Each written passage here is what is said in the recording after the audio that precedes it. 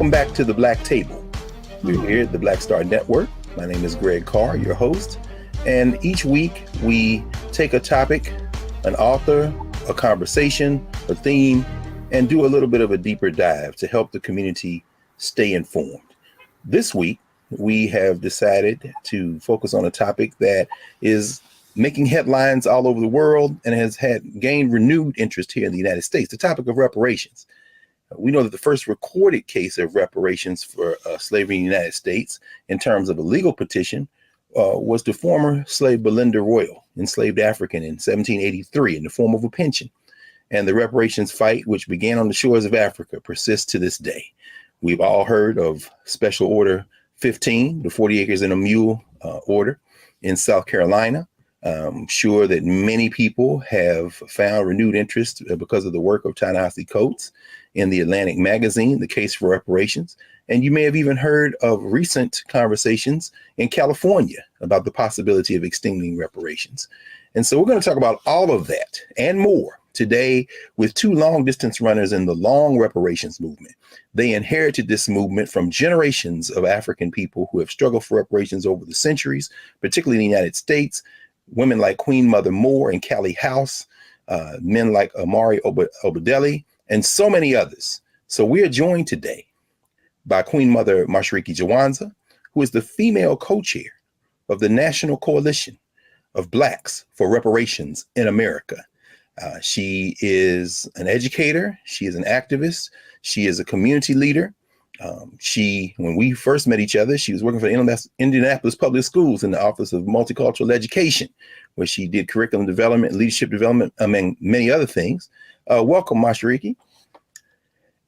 And we will also be joined by Sister Nkechi Taifa, founder and principal of the Taifa Group, activist attorney, Black Power advocate, community organizer, the sister who convened the Justice Roundtable, senior fellow at the Center for Justice at Columbia University.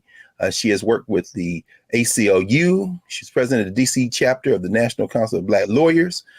Also served as Legislative Commission co-chair for NCOBRA, the National Coalition of Blacks for Reparations, and also serves on the National African American Reparations Commission. Also the author of the recent memoir, Black Power, Black Lawyer. So we are joined today. I had to hold it up. It's a very important book. Get this book. Sister Nkechi Taifa and Queen Mother Mashariki Jawanza, welcome to the Black Table. Thrilled to be here with you, Professor Carr, and Queen Mother Mashariki. Same, Asante Sana. I'm honored to be here. I think it's the first time you've ever introduced me, Kamathi. Yeah, formally. Normally, I introduce you. Yeah, well, we go back and forth. I tell you what, just before COVID, everyone, these two sisters were reached out to by Columbia University, and they went to Columbia University for a conversation on reparations. And one of the reasons that they were contacted and asked to come and join this conversation is because it's become popular, this topic, as we said. So let's just jump right into it. When we think about reparations, what are we talking about? Mashariki, maybe you want to go first, and then Nkechi, you can jump in. When we say reparations, what should people know? I always like to start from the beginning. The fact that we were stolen as Africans through human trafficking. We were brought to these shores as Africans. And I'd like to always remind us, we're still Africans. And so what reparations is about is for this country and other countries to pay the debt that is owed for all the awful things that they had done, because we all know that kidnapping is a crime, murder is a crime, rape is a crime, and they've committed all of these things upon our people for numerous of years. I also like to point out, we're talking about the history, to always dispel the myth that African people are responsible for our enslavement. We are not. We have always resisted. We have always fought. You'd have to go to Africa and talk to our people there who talk about the ancestors that died on those shores defending us and trying to keep us. Were there collaborators? Of course there were. We still have them today. There's always collaborators, but the majority of our people fought to keep us. But here we are today with the theme of reparations still in the air. Because the people here, the government here has never owned up to its crimes. And we are saying that you have committed a crime against the people, and we're not going to stop with our demands that we are paid for our labor. That's what Callie House was doing. I mean, I was just so amazed when I found out about her right after the enslavement period in I call them concentration camps that she was in. Her and Isaiah Dickerson walked this land. They didn't have no cars or anything. They walked this land, and they were able to organize over 400,000 people right after the enslavement period. And all they wanted was pension for the older folks, because I think many of us don't realize once the enslavement period was supposedly over, a good deal of the people that were freed, so-called, were elderly people. And so Callie House and Isaiah Dickerson and their organization, went throughout this land, and people paid 25 cents. Of course, it ended up being their demise because the government accused them of mail fraud, same thing did to Marcus Garvey, and imprisoned Callie House. So, we have this history. Reparations and the demand for reparations is not new. It just didn't pop up a few years ago. It has been here.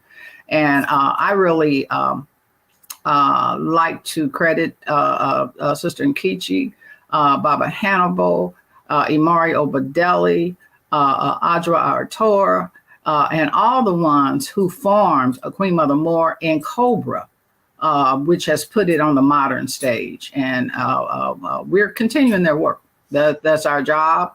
As long as I'm here, everyone that I had named worked for reparations until they died. And they passed that on to me, and I have no choice but to do so. Thank you, Queen Mother. Nkechi, we heard Mashariki talk about that narrative history of reparations before the Civil War, as we mentioned in the introduction, but then picking up with that ex-slave mutual relief and pension fund. Folks can read Mary Frances Berry's book, My Face is Black is True. You want to know more about Callie House and Isaiah Dickerson and that fund. But she brought it right up into the 20th century with the Garveyites and the Garvey movement, and of course, mentioning Queen Mother Audley Moore. Could you, because neither one of you are nearly young enough to participate in, old enough to participate in any of those movements, but you inherited this baton from a great many of the folks that Mashariki mentioned. Could you say a little bit about how this reparations movement saw a resurgence in the 1960s when she mentioned Amari Obadeli and the Republic of New Africa and so much you write about in Black Power, Black Lawyer. Could you take us through how the modern reparation movement emerges out of the 60s? Some of which you participated in.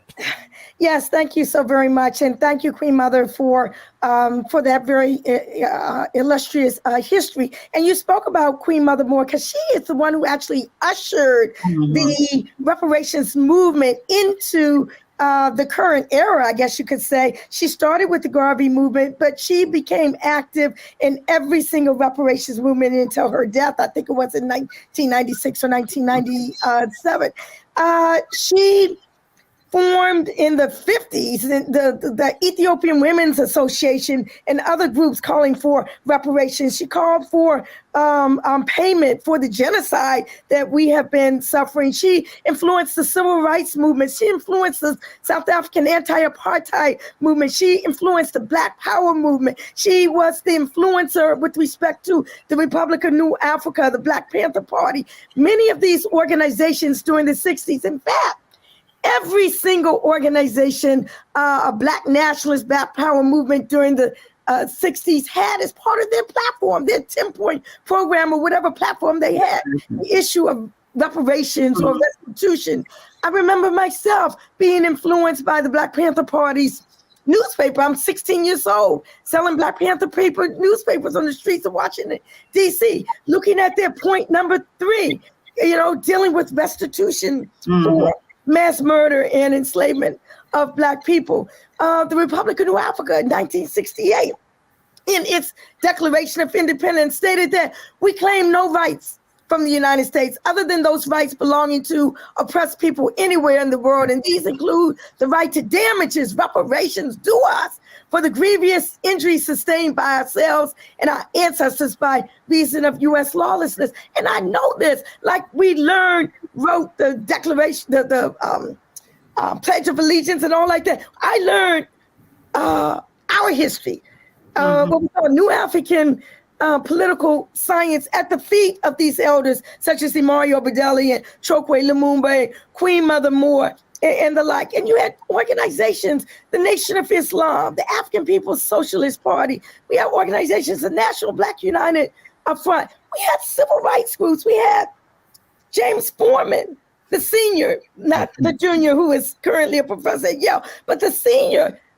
James Foreman interrupting Sunday service at the Black church, calling for payment for these past harms. And actually, some of the churches did, in fact, pay into a fund that was there around that time. You had Dr. Martin Luther King, okay?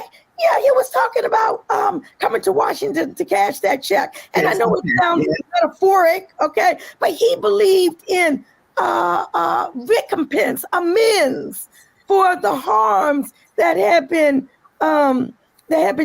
But what actually brought the reparations movement into what I call the actual modern era was the founding of NCOBRA, of which Queen Mother Mashariki serves currently as female co-chair, the National Coalition of Blacks for Reparations in America. 1987 founding. I was at that founding convention called for by the president of the Republic of New Africa, Imari Obadeli, upon the urging of Sister Queen Mother Dorothy Lewis, who had an organization called the Black Reparations Commission, a BRIC, and all of us were, coming together saying, we got to do something about all of this madness. So Brother Imari was the one who issued the formal call for reparations-loving people from across the country to come to Washington, D.C., and to talk about, at that time, it was an independent Black foreign policy and a domestic reparations program here. And that was the birth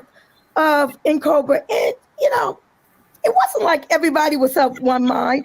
Some people were saying, sure, well, we don't necessarily need to follow a commission, because at that time, the Japanese Americans were in the process of struggling for their reparations for their undue incarceration during World War II. And in 1988, that bill passed, the Civil Liberties Act, which granted reparations to Japanese Americans. And we looked around in NCOBRA, which has been started a year early, and said, if they could give reparations to Japanese Americans, surely, for all these centuries of our of Ma'afa, trauma, genocide, they can give reparations to us. So I'll conclude it, at that particular point. But that was the birth of NCOBRA. Well, let's pause. This is actually we're going to take a quick break. And when we come back, let's pick up right there with the founding of the National Coalition of Blacks for Reparations in America. Because what you've both done, Mashariki and Nkechi brilliantly, is frame this in an international Pan-African perspective. So when we return, we'll pick up right where we left off. The Black Table, Black Star Network, back in a moment.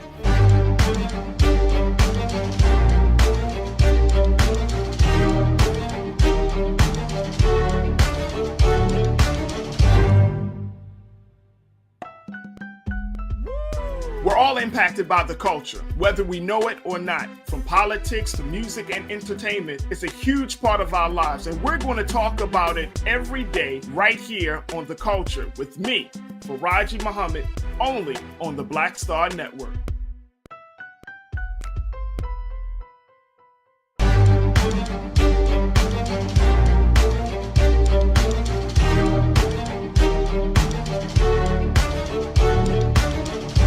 We're back at the Black Table.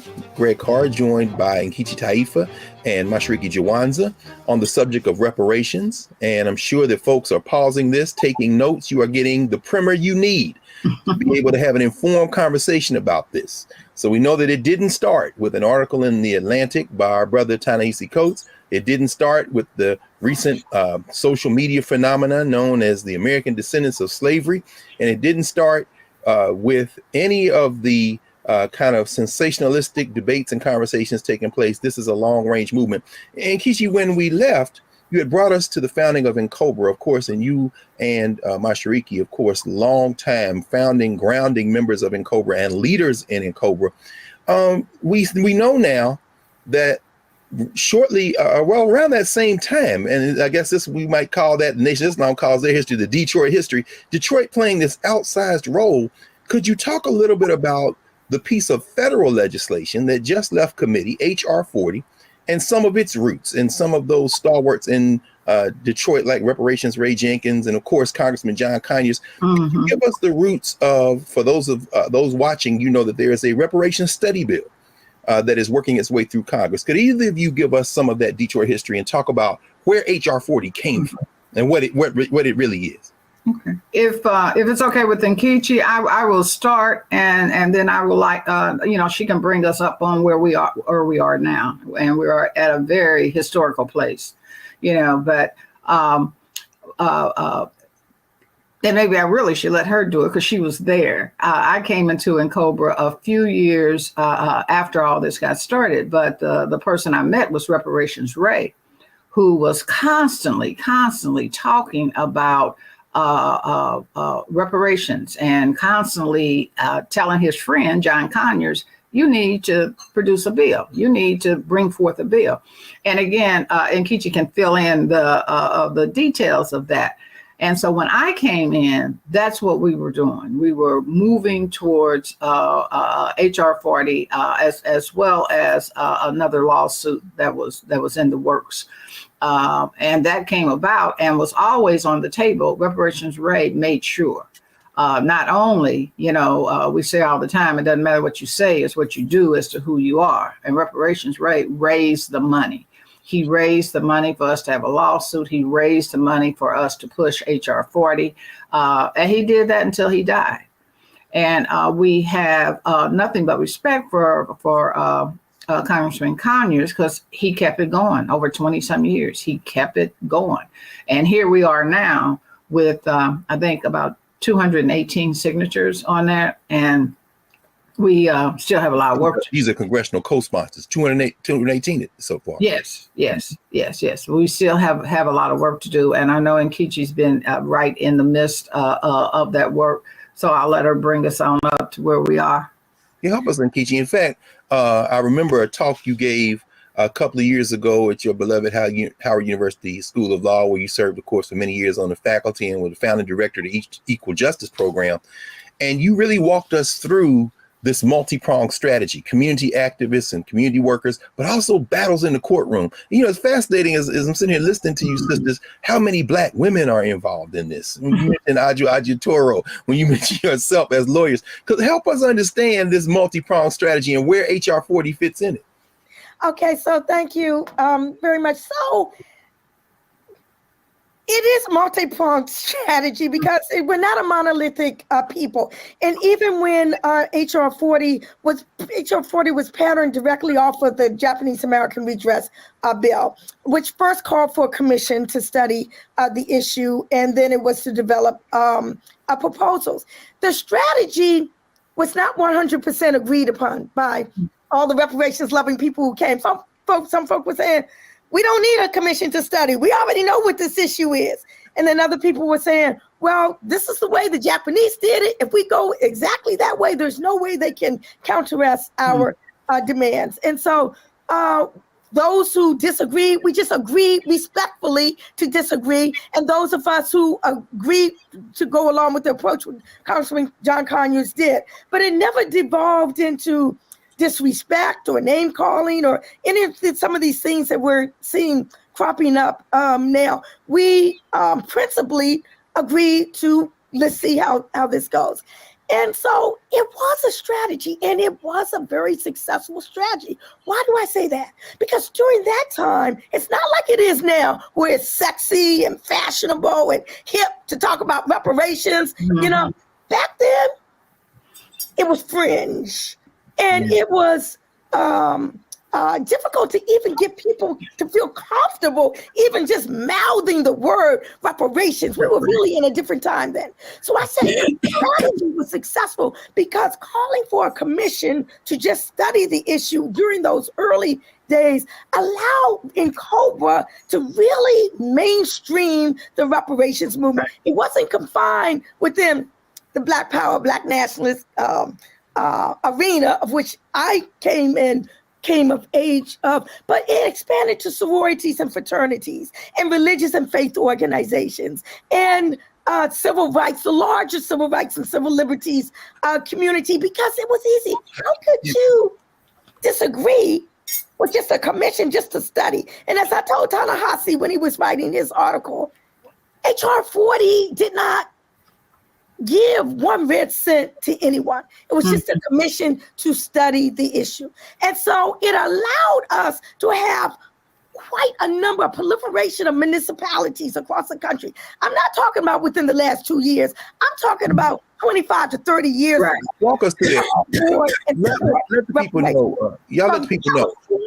To Illinois, all over the country, you had cities endorsing HR 40. They were endorsing the concept of a commission to study. So that helped to build the momentum. California, what's going on today, didn't just drop from the sky.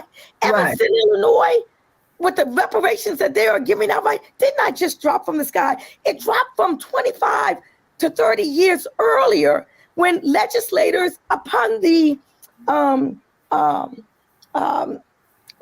urgence and inspiration of NCOBRA, says, yes, we can get on board with a commission to study the issue. So what's happening now is simply a continuation of what happened before. You know, it's interesting as you talk, and again, and we're going to have you all back because there are so many figures that people know, names they know that they wouldn't connect to the reparations movement. I mean, working in John Conyers' office, we know was Rosa Parks. There's the connection to the Republic of New Africa in Mississippi. When you mention Illinois, the Illinois Slave Trade Commission, Conrad Royal, and so many others, the city of Philadelphia, New York, so many places. And Kechi, is so important. Either you or Omar Shariki, help us understand how this long struggle was not only considered perhaps fringe in some ways, but was met with open opposition. Think about the state of Mississippi or the city of Jackson, the federal government, political prisoners, folks. I mean, you know, like you said, it's sexy now, but what was the cost that many of these reparations activists paid for their advocacy? Well, you know, when you look at it, Brother Kamathi, we've always had this resistance to our freedom. We've always had it. This government, all branches of government have been against that. But I wanted to mention, I want to get to your point, but Nkechi mentioned Dorothy Benton Lewis. Yes. A true champion. Dorothy really brought me into the reparations movement back in the early 70s. And she never stopped. She never wavered. And so those mainstreams that we were able to bring in, the sororities, the churches, that was Dorothy's mission. And Dorothy used to say all the time, we are going to get reparations in our lifetime. And I believed her, you know, and I worked alongside her, and no one worked any harder than Dorothy. As I had mentioned, some of the other ancestors that we have, everybody worked for reparations until they died. They never stopped, you know, not once. Baba Obadeli was ill. He was coming to every board meeting, raising hell, you know, trying to get us to understand that it's the grassroots people that we got to get to, that we have to get to listen to us. We have to have programs for our people. And as well as Brother Hannibal, who got his land, had survival trainings for families to prepare us. In fact, NCOBRA's convention is coming up in June 23rd through the 25th in New England. And we're going to be talking about how do you prepare for reparations? You know, and what needs to be in place. And we need organizations that have reparations platforms to come in and share what they have. Because that's what, as Nkechi said, that's what NCOBRA has always been about, trying to pull together those organizations that have a reparations platform. We don't have to agree on everything. Do we agree that reparations are due? Do we agree that we need to demand reparations for our people? As long as we can agree to those things, we should be able to work out anything else that stands in our way. Well, let's pause here for a moment. And when we come back, let's talk about the landscape of today. We know that there is legislation empowering a California panel to make recommendations to the California legislature. We know that there has been a local reparations movement, and as Nkechi mentioned, Evanston, Illinois being probably the most prominent place that has kind of made recent headlines. Let's talk about this contemporary reparations movement in that context. So we'll be back in a moment, joined by Nkechi Taifa and Mashariki Jawanza here at the Black Table. Back in a moment.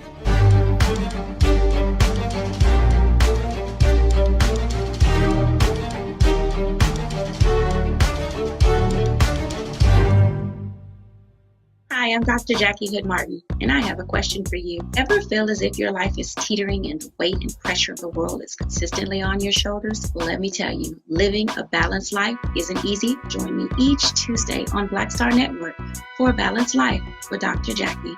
We'll laugh together, cry together, pull ourselves together, and cheer each other on. So join me for new shows each Tuesday on Black Star Network, A Balanced Life with Dr. Jackie.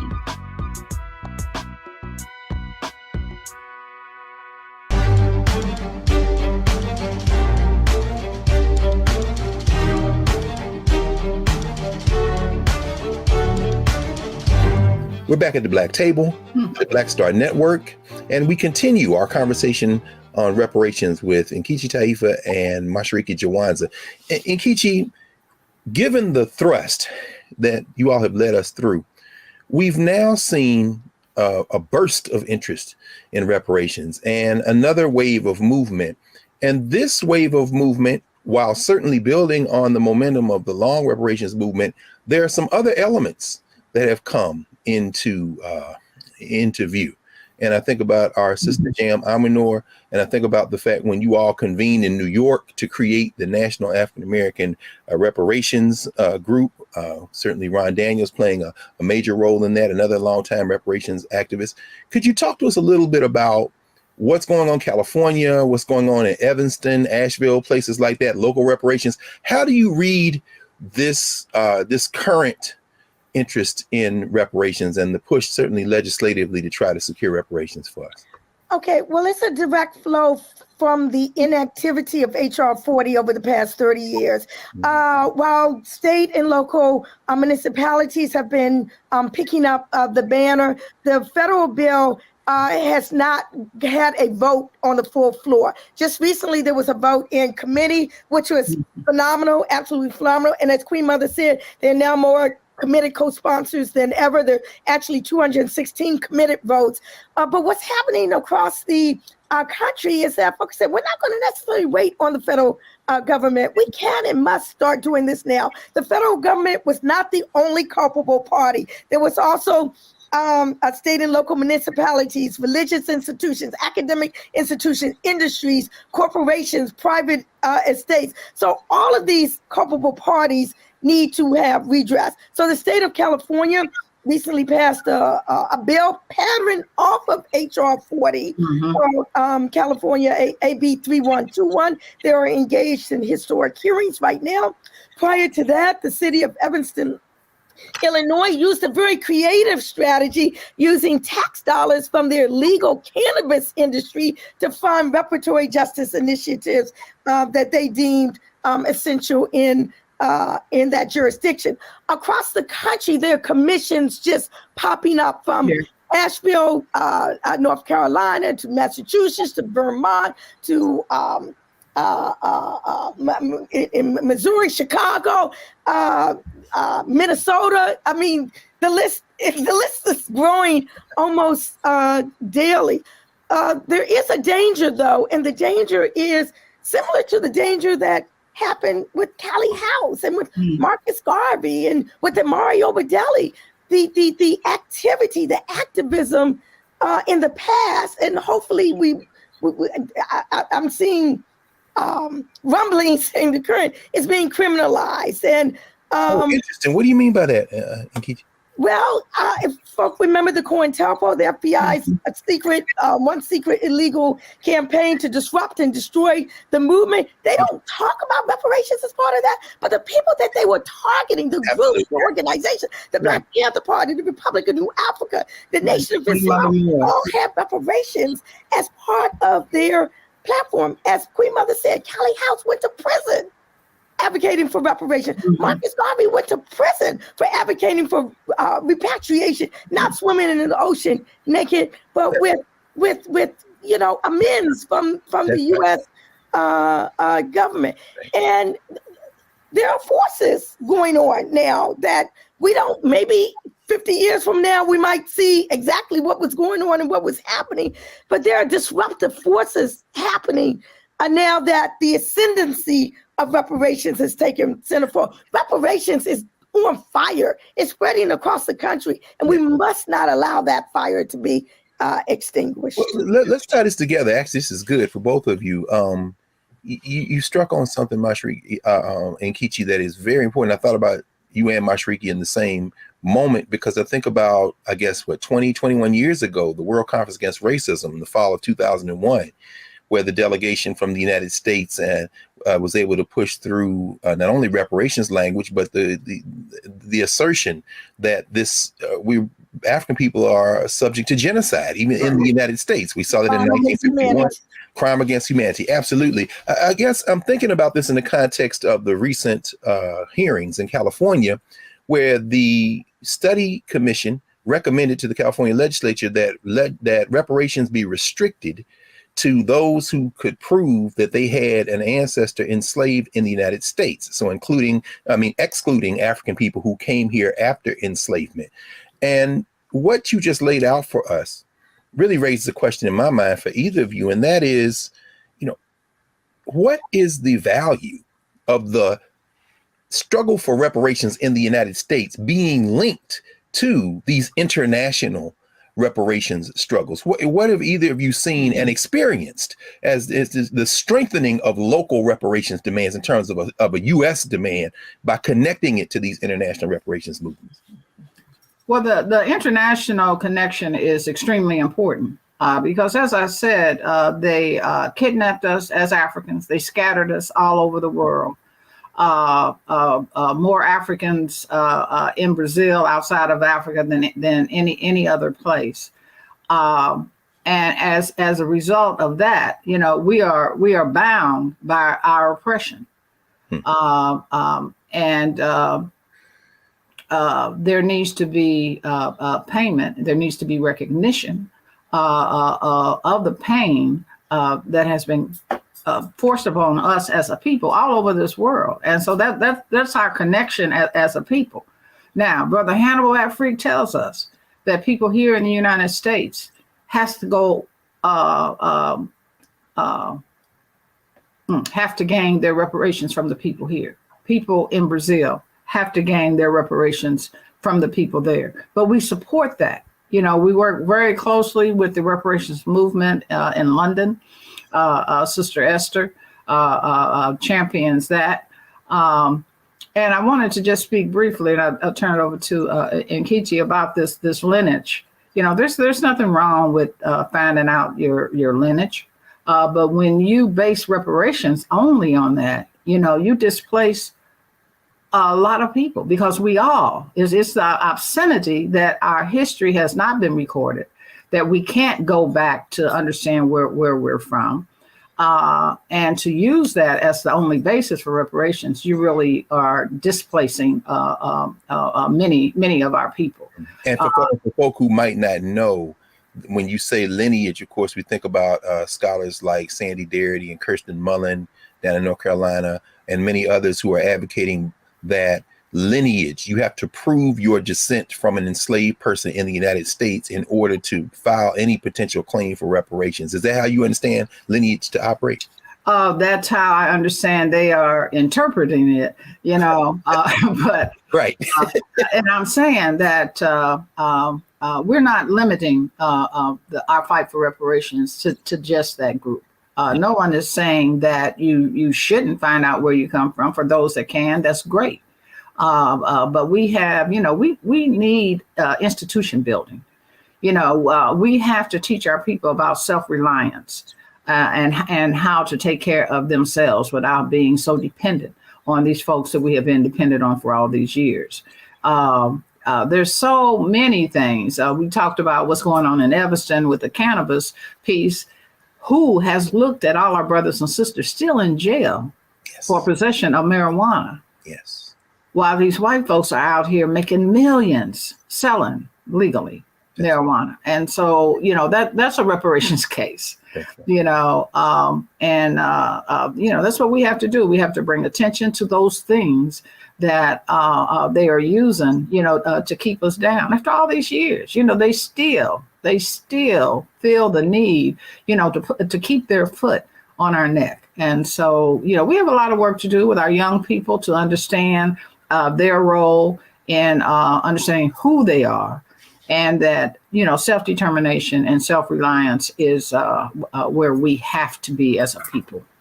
So we'll take our final break. Thank you, Mashriki. And when we come back, Nkechi, maybe from there you can open our discussion in terms of where you see the reparations movement going forward from where we are right now that it has achieved a renewed prominence.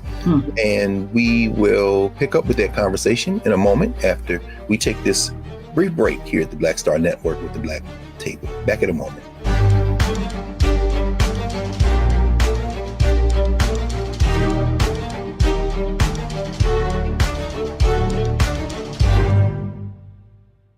It's time to be smart. Roland Martin's doing this every day. Oh, no punches! Thank you, Roland Martin, for always giving voice to the issues. Look for Roland Martin in the whirlwind, to quote Marcus Garvey again. The video looks phenomenal, so I'm really excited to see it on my big screen. Support this man, Black Media. He makes sure that our stories are told. See, this difference between Black Star Network and Black-owned media and something like CNN. I got to defer to the brilliance of Dr. Carr and to the brilliance of the Black Star Network. I am Roland with Roland all the way. Honored to be on a show that you own. A black man owns the show. Folks, Black Star Network is here. I'm real revolutionary right now. Roland was amazing on there. Stay black. I love y'all. I can't commend you enough about this platform that you've created for us to be able to share who we are, what we're doing in the world, and the impact that we're having. Let's be smart. Bring your eyeballs home. You can't be Black-owned media and be scared. You dig?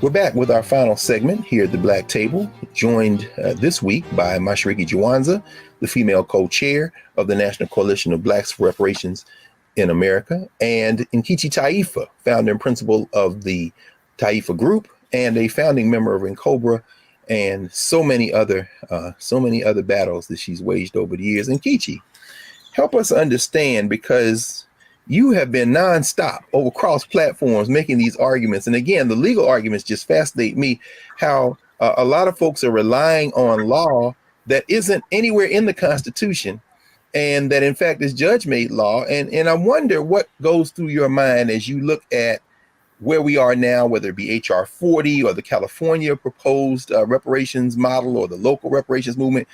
Survey for us, if you can, in a thumbnail, where you see the reparations movement going from here. Well, one of the things is that we really need some creative legal minds. We cannot rely on the master's tool to dismantle the master's house. I think that quote came from Audrey Lloyd. We need people like me, who I was 30, 40 years ago, young, curious, innovative minds to be able to not sweep our claims under the rug, not say, well, because the Supreme Court says you can't use race, then we're not going to use race. We're just, we have to come up with our own strategies. We have to demand that international law shape things around how we want them to be, as opposed to us always looking at what other groups have done and enshrined in international law. Our struggles need to be enshrined there as well.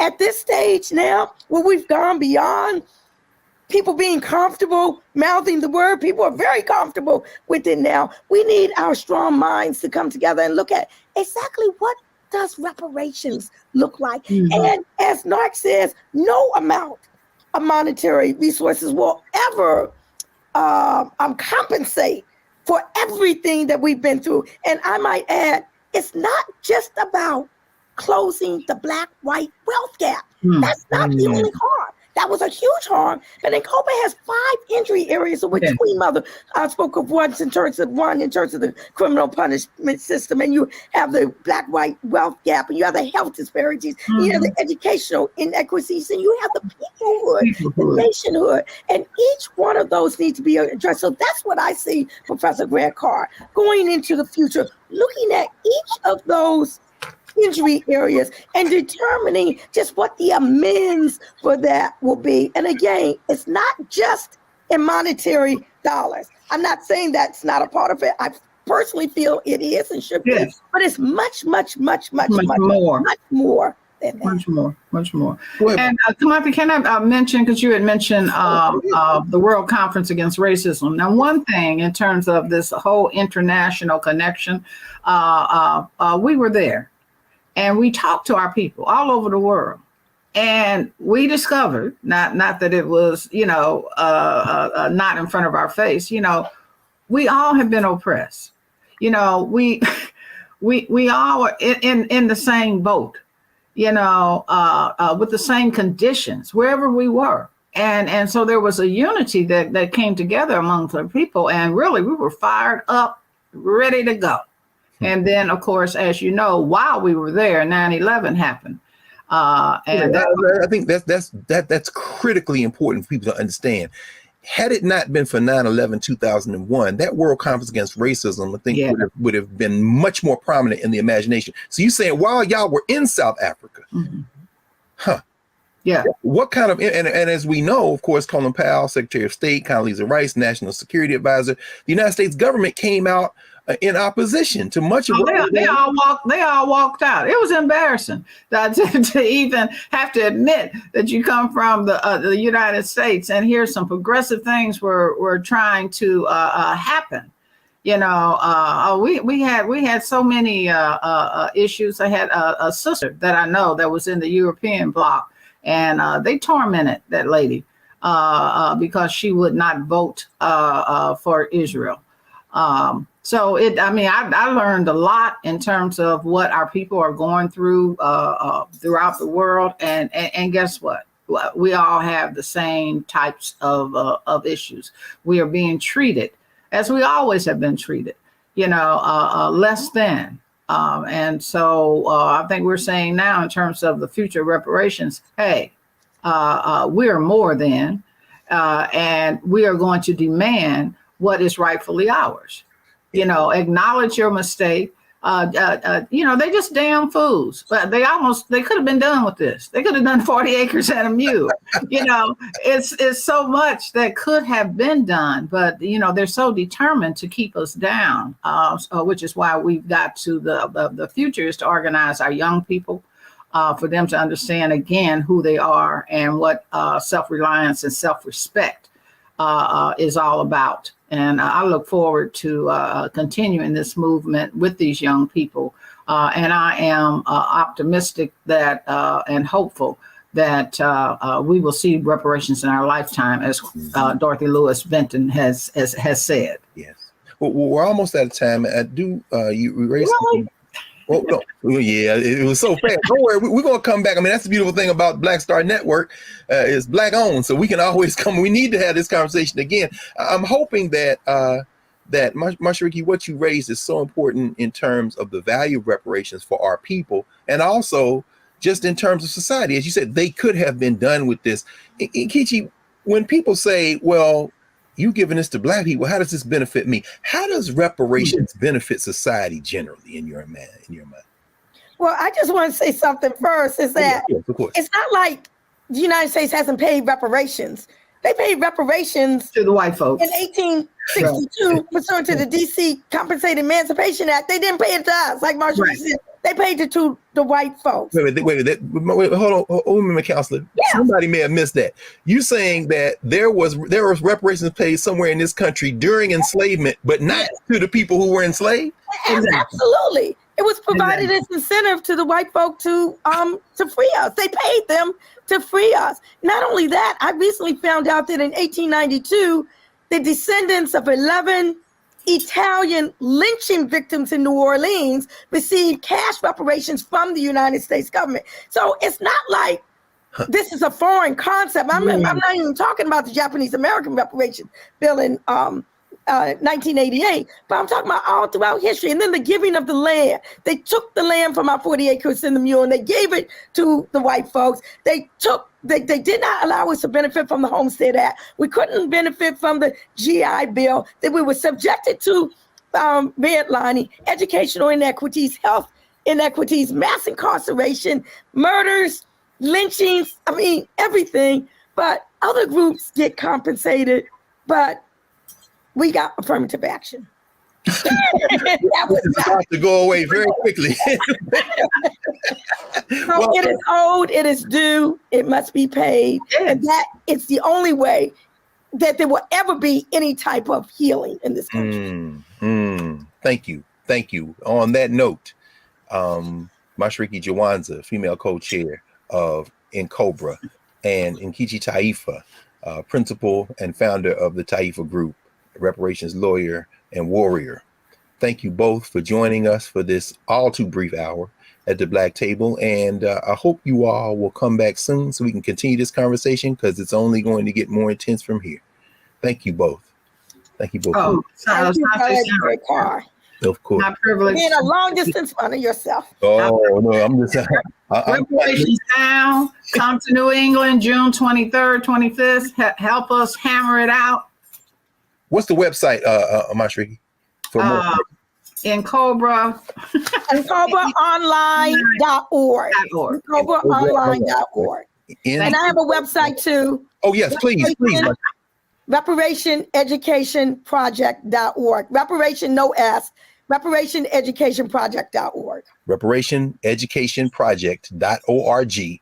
And NCOBRA online.org. Okay, so you all check both those websites out. That is the point of departure. Start there for your point of entry into reparations. We want to thank these sisters, two titans in the work of reparations, not only in the United States, but globally.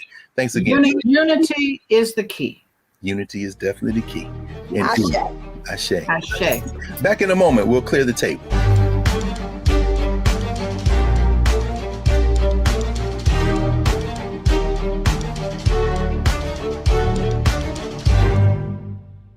Don't you think it's time to get wealthy?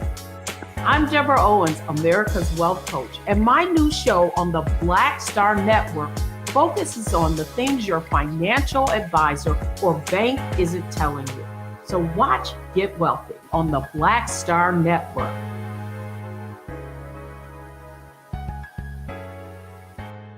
Folks, Black Star Network is here. Oh, no punching! I'm real revolutionary right now. Support this man, Black Media. He makes sure that our stories are told. Thank you for being the voice of Black America, Roland. Stay black. I love y'all. All momentum we have now, we have to keep this going. The video looks phenomenal. See, this difference between Black Star Network and Black-owned media and something like CNN. You can't be Black-owned media and be scared. It's time to be smart. Bring your eyeballs home. You dig?